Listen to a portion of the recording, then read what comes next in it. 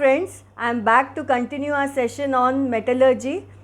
Today we are going to discuss the actual process of extraction of aluminium from bauxite as the principal ore. But before that we will have a look at the principal ores of zinc, aluminium and iron.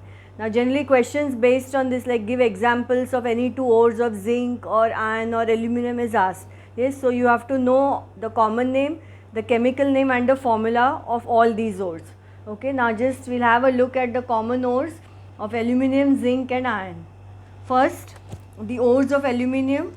So common name, chemical name and chemical formula. First is bauxite. So bauxite is the principal ore from which aluminium is extracted. Chemical name is hydrated aluminium oxide and formula is Al2O3.2H2O. Then cryolite, sodium aluminium fluoride, that is Na3AlF6. Then third is corundum, that is aluminium oxide, Al2O3. Okay, these are the three ores of aluminium and we are using bauxite to extract aluminium from it. Then next is ores of zinc, that zinc blend, chemical name zinc sulfide and chemical formula is ZnS. Then calamine, zinc carbonate, ZnCO3. Then zincite, zinc oxide, ZnO. Now here with reference to the ores of zinc, generally name the following or name the sulfide ore of zinc. So they expect the common name. Okay, so sulfide ore of zinc you will write zinc blend, carbonate ore of zinc, calamine. Okay, so these two are important. Then ores of iron, hematite is the principal ore from which iron is extracted, that is ferric oxide, iron 3 oxide, Fe2O3. Then you have magnetite, that is tri-iron tetroxide, this is Fe3O4. Now this magnetite is a mixture of hematite and iron 2 oxide. Iron 2 oxide is FeO and iron 3 oxide is Fe2O3. So FeO plus Fe2O3 makes Fe3O4. Okay, so magnetite is a mixture of hematite and iron 2 oxide. Then iron pyrites, that is iron disulfide, FeS2, and spathic iron ore, iron 2 carbonate, FeCO3. So these are the ores of aluminium, zinc and iron. So any question on this you can expect, so this is important. Now we will have a look at the next part. Now we are going to have a look at the extraction of aluminium. Now the principal ore from which aluminium extracted is bauxite. Okay, now the steps involved in the extraction, as we have seen earlier, step 1 will be the pulverization, means you will reduce bauxite finely so that large surface area is available for the process to take place at a faster rate. Now step 2 is concentration of the ore. So concentration of the ore for aluminium we are going to carry out using a chemical method, that is the Bayer's process. Okay, that will be step 2. Now step 3, that is concentrated ore to oxide, will not be required here. Why? Because bauxite already exists in the oxide form. It is Al2O3.2H2O. So that third step, calcination, roasting, all that will not be required. Then directly we will do reduction of the aluminium oxide and finally refining. Okay, so now first we will have a look at the Bayer's process, which is the principal process used to concentrate the bauxite. Now this bauxite is having around 45 to 55% of the aluminium oxide and the rest are impurities. Impurities like ferric oxide, silica, that is SiO2, they are the principal impurities. So now when we are doing the extraction using Bayer's process, we are going to make use of sodium hydroxide in the Bayer's process. Now what is the function of sodium hydroxide? Now sodium hydroxide will react with the amphoteric aluminium oxide. I hope you remember what is amphoteric. Amphoteric means, yes, very good, those which will react with both acid and a base to form salt and water. Yes, so aluminium oxide, zinc oxide and lead oxide are amphoteric oxide. So since aluminium oxide is amphoteric in nature, it can react with sodium hydroxide to form sodium aluminate. Now the impurities Fe2O3 and SiO2, they are not amphoteric, so they are going to remain unaffected and then they can be therefore removed by filtration. Okay, so the residue will be these impurities and your filtrate will be your sodium aluminate solution. Now once you get the sodium aluminate, now this sodium aluminate you are going to dilute with water, yes, and carry out the process called as precipitation. so that all this sodium aluminate will get converted to aluminum hydroxide. Yes. Now to facilitate this formation of aluminum hydroxide, is you use what process which is called as seeding. I don't know if you remember, we had discussed this in 9th standard. Seeding means you are going to add a small crystal of aluminum hydroxide to that sodium aluminate in order to enhance the process of formation of the aluminum hydroxide, so that the precipitation of aluminum hydroxide takes place at a faster rate. That is the second step. And finally, you are going to ignite this aluminum hydroxide to a temperature of 1100 degrees to form just Al2O3. Now, this aluminum oxide without the impurities is called as fused alumina. Okay, so we have removed all the impurities and tried to purify the alumina. So, the end product of Beer's process now is called as alumina. Okay, is it clear? So, this is an important step, Beer's process. Question every year, question on Beer's process or the reduction process. This is always asked. So, now we will have a look at what I have just explained. So, see, this you have to remember, extraction of aluminum. Aluminum is the most abundant metal in the earth's crust, followed by iron. Sometimes they ask you name the following. Okay, so this fact you should remember. Now, step 1 is concentration of the ore using the Beer's process. This name is important. Yes, now the steps involved are, first is conversion of impure bauxite to sodium aluminate. Okay, so here the bauxite is treated with hot concentrated sodium hydroxide is at a temperature of 150 to 200 degrees Celsius under pressure, so that all the aluminum will get converted to sodium aluminate along with the formation of water. Okay, so this is the first reaction, and here the function of sodium hydroxide, again very important. So these 2 points are important. The bauxite, being amphoteric, reacts with sodium hydroxide, forming soluble sodium aluminate and water. Impurities, mainly ferric oxide and silica, remain unaffected as they are not amphoteric and can be removed by filtration. So role of sodium hydroxide is important. This is our first step and this is a reaction. Now in the second step, conversion of sodium aluminate to aluminum hydroxide. Okay, so now we are diluting sodium aluminate with water at a temperature of 50 degrees Celsius to form sodium hydroxide, and aluminum hydroxide is getting precipitated. Okay, this is our second step. And third step is conversion of aluminum hydroxide to pure alumina. So you are igniting aluminum hydroxide at a temperature of 1100 degrees Celsius to form Al2O3. Now this you don't call it aluminum oxide, you call it pure alumina. So the end product of Beer's process is called pure alumina along with the formation of water. Okay, is it clear? Now apart from this, this is the Beer's process. There is another process which you use for concentration, which is called as the Hall's process, but that has been deleted from syllabus now. So you just have to know the Beer's process. Now see the questions based on this. Question 4, now again the answer to this is here only, but this is how the question will be asked. That's why I have written it here. Name the principal ore from which aluminum is extracted. So what will you write for this? Yes, very good, bauxite. Then name the process used to concentrate the same. So you will write Beer's process. List the steps involved in the above method with balanced chemical equations. So steps involved means this. You will write this conversion of impure bauxite to sodium aluminate, write the equation. Then second step is this conversion of sodium aluminate, the equation, and this is the third step. Now here they are not asking you the function, so you need not write the function. Okay, is it clear? Now we will have a look at the next part. Now fifth question related to the Beer's process only. It can be asked in this manner also. Name the process used to concentrate bauxite ore, so you write Beer's process. Now here state the function of NaOH in the above process. So the 2 points for the function you are going to write down, and list the reactions involved in the same. So either question 4 or question 5 can be asked. Both are important. Yes. So give 5 stars to those questions.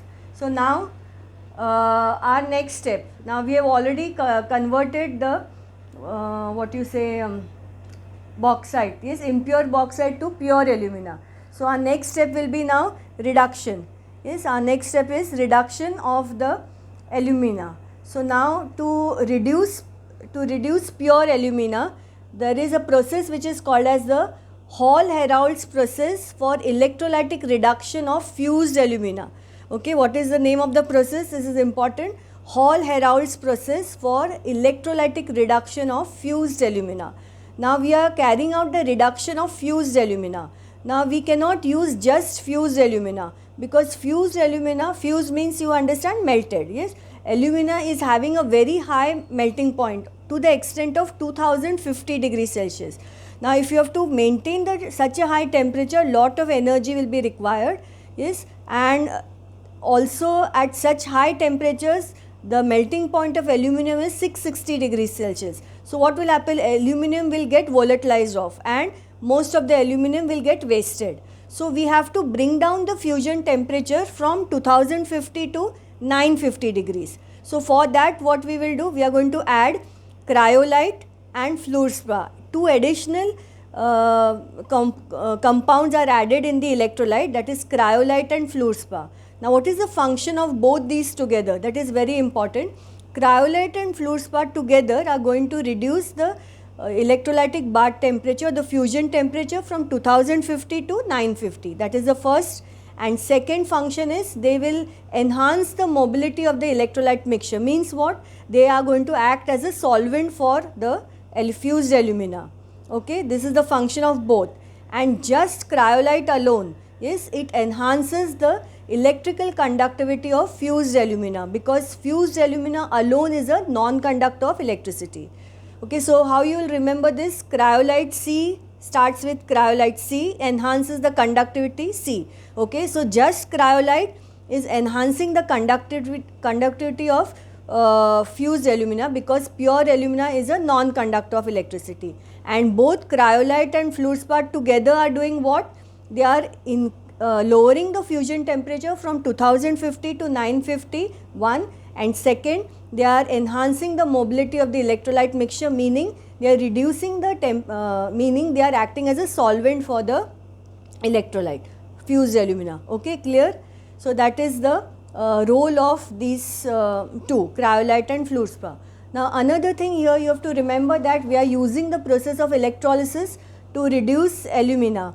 Now do you remember why we are using electrolysis? Yes, very good, because aluminum is a highly reactive metal and it will react with oxygen to form a stable oxide. So aluminum oxide is very, very stable. So to separate aluminum from oxygen, very high energy is required, which can be provided only by the process of electrolysis, right? So the electrolysis of fused alumina is carried out. You cannot use the reducing agents for it. Okay, is it clear? Now the other aspects also I will explain as I explain the diagram. So now we will have a look at this Hall-Hérold's process.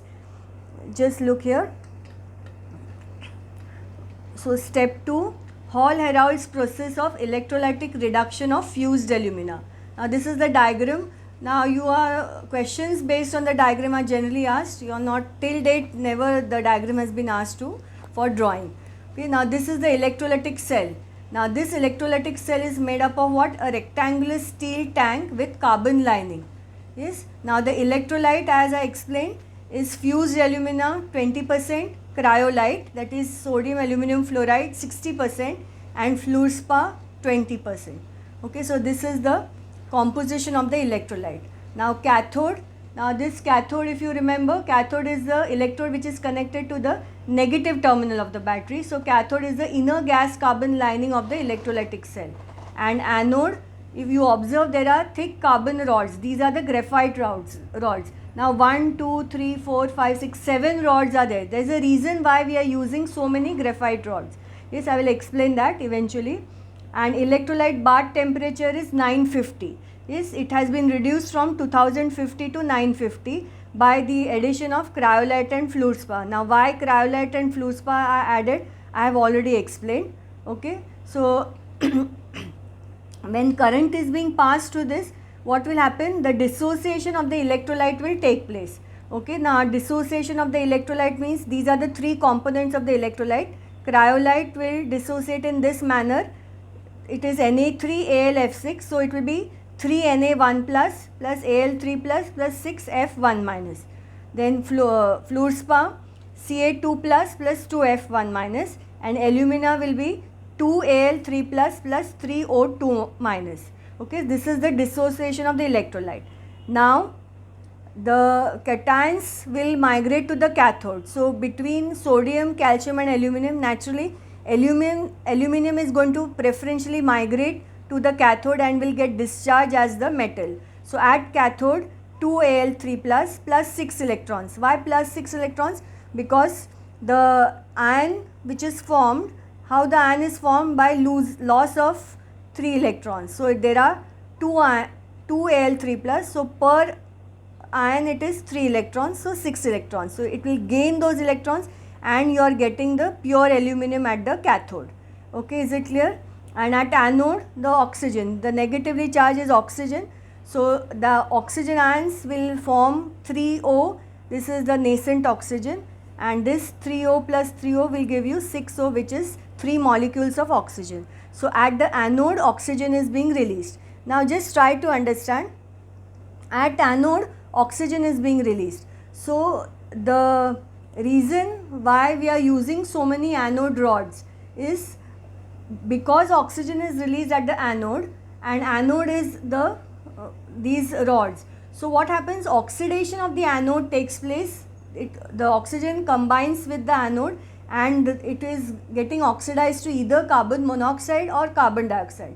So as the electrolysis progresses, the anode will go on diminishing in size because it is getting consumed in the reaction, right? So if you use just one anode, what will happen? Immediately you have to replace it. So to avoid that, we are using almost 6 or 7 anode rods, so that your rate of replacement of the anode rods will be slightly reduced. Yes, you have to replace them eventually, but not immediately. So that is one reason that you have to remember. Then secondly, this powdered coke is also sprinkled to cover the surface of the electrolytic bath. Now what is the role of this powdered coke? It will prevent the oxidation of the anode with air from the point where it emerges out of the bath, and secondly also it will prevent the loss of heat due to radiation. Okay, so these are the aspects which are generally asked in form of give reasons. Now we'll have a look at the next part, and then what kind of questions can be are expected on this, that we shall see.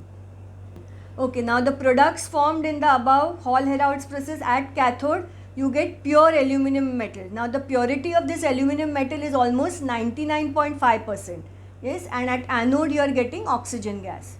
Okay, so that completes this process of electrolytic reduction of fused alumina. Now this is your homework. Now this homework questions, just we'll discuss it so that you can write it. Answers are given on page 178 of the PDF, which has been uploaded already, because you don't have the chemistry Anish tutorial book with you, but the PDF has been uploaded, so you can refer to the page 178. Okay, now see the first question. Alumina needs to be reduced by the process of electrolysis. So for this, what you will write? The answer will be that aluminum reacts with oxygen to form a stable aluminum oxide, and to separate the aluminum from oxygen, very high energy is required, which can be provided only by the process of electrolysis. Yes, hence it has to be reduced by electrolysis, and the normal reducing agents cannot be used here. Okay, second is the fusion temperature of the electrolytic mixture is lowered. So reason for this, just pure alumina has a fusion temperature of 2050 degrees Celsius.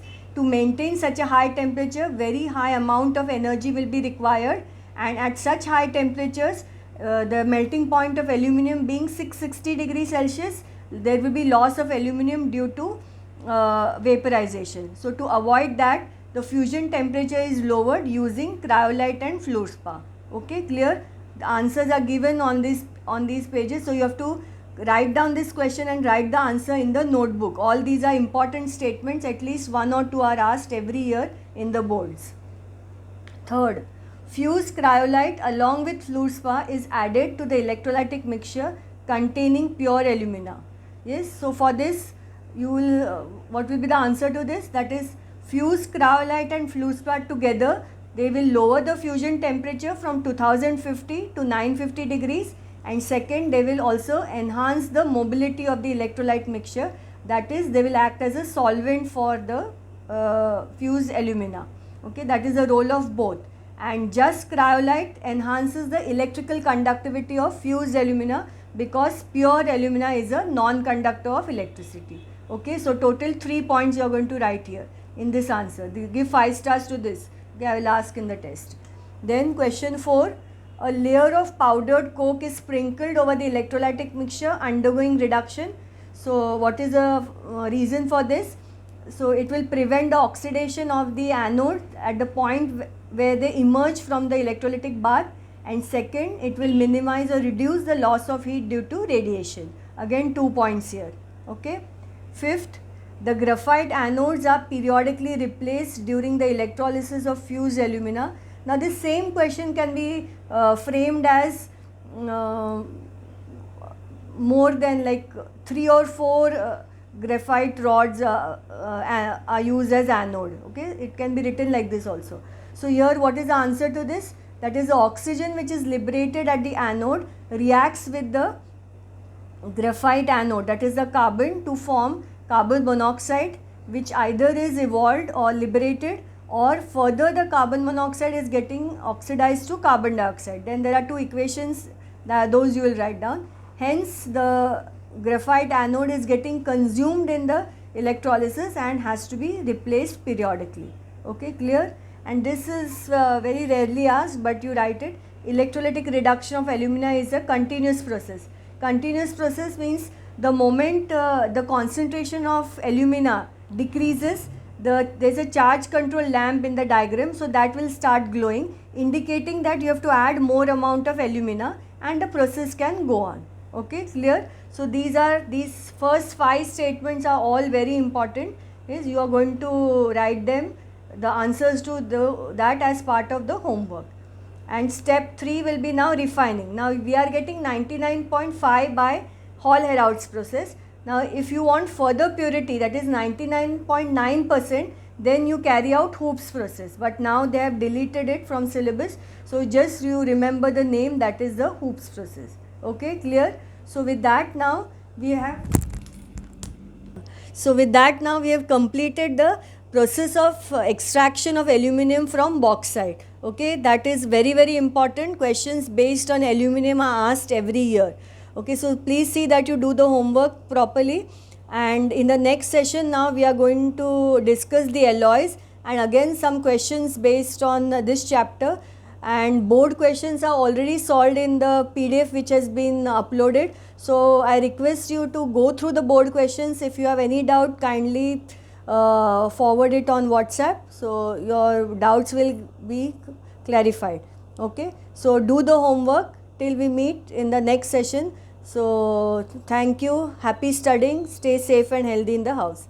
Okay, bye, thank you.